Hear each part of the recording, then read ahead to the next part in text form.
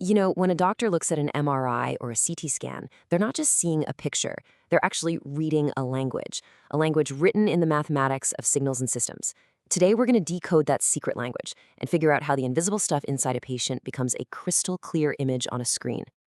Okay, so let's just jump right in.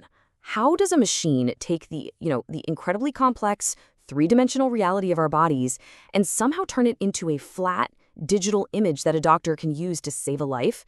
I mean, it really does seem like magic, but I promise you it's pure mathematics. So, here's how we're going to tackle this. We're breaking it down into 4 parts. First, we're going to deconstruct what an image even is. Then, we'll look for the machine's unique signature. After that, we'll switch to a whole new point of view to make things way simpler. And finally, we'll connect all this math back to actual medicine. All right, first up, before we can do anything else, we really need to get on the same page. We need a common language to talk about what an image is, at least from a mathematical point of view. So our first key term is signal. Now, in this context, a signal isn't about radio waves or anything like that. It's simply a function that represents a real physical thing. For us, the input signal is the patient, or more specifically, the actual tissue we're trying to see. And here's a really crucial distinction. The patient's body, in the real world, is what we call a continuous signal. It has basically infinite detail, but the final image on a computer screen, that's discrete. It's made of a grid of pixels. The entire game of medical imaging is figuring out how to turn that continuous reality into a useful digital picture. Okay, let's move on to our second big idea. Now that we have our signal, the patient, we've got to talk about the machine that's actually doing the seeing. We call the imaging machine the system. It's really just a transformation. It takes that input signal, our patient, and it does a bunch of stuff to it to produce an output signal, which is the final image we look at.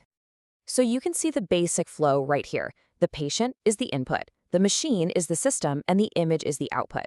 The real challenge, of course, is making sure that output is a really faithful representation of the input.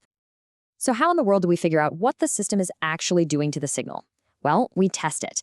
We feed it a perfect, totally theoretical input, just a single infinitesimally small point of energy. We call this a point impulse. But here's the catch. No system is perfect. Not one. So when that perfect little point impulse goes through a real-world imaging machine, it doesn't come out as a perfect point. It gets a little bit blurred or spread out, and that very specific, unique blur, that's the signature of the machine. This signature actually has a name, the point spread function, or PSF for short. It's basically the fundamental fingerprint of that imaging system. It tells us exactly how that machine will distort any single point of input it ever gets. Okay, so this is the crucial idea, so stick with me. The patient's body is made of countless tiny points, right?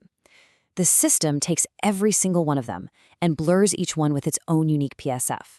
The final image you see is just the sum of all of those tiny overlapping blurs. This massive mathematical smearing process has a name. It's called convolution. The final image, the output, is simply the original signal from the patient convolved with the machine's point spread function. This one equation literally governs all of imaging. But as you can probably imagine, calculating a convolution for millions and millions of points is incredibly complicated. It's a total nightmare. So we need a simpler way to look at all this. We need a kind of secret decoder. And this is the big question for engineers and physicists. I mean, if we're stuck with this monstrous convolution equation, how can we possibly hope to analyze or improve an imaging system in any efficient way? And the answer is yes, there is. We don't change the problem, we just change our point of view. And the tool that lets us do that is one of the most powerful ideas in all of mathematics, the Fourier transform. So what does the Fourier transform actually do? Well, think of it like a prism for signals. Instead of seeing an image as a collection of points, it lets us see it as a combination of simple sine waves of different frequencies, from really slow, gentle waves to super fast, rapid ones. And here it is. This is the magic. In the frequency domain, the world that the Fourier transform shows us, that horribly complex convolution operation becomes simple multiplication. This is a complete game changer. It turns a nightmare calculation into basic arithmetic. And that machine signature, the PSF, it also gets a new name in this domain. The Fourier transform of the point spread function is called the transfer function. It's the exact same fingerprint of the machine, just described in the language of frequencies instead of points.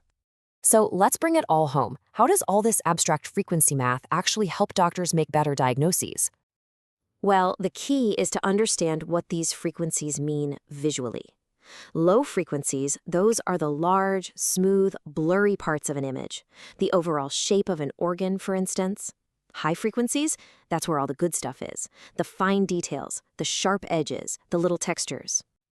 And here's the reality check. Most physical imaging systems are what we call low-pass filters. They're really good at capturing the low frequencies, those big shapes, but they struggle with the high frequencies. They end up filtering out some of that crucial fine detail. This table kind of lays it all out. The system keeps the low frequencies, which are the smooth areas, but it blocks or reduces the high frequencies, which represent the sharp details. And that loss of detail is exactly what causes blur. So an image's quality really comes down to how well a machine can preserve those high frequencies. And that leaves us with this fascinating, kind of mind-bending final question.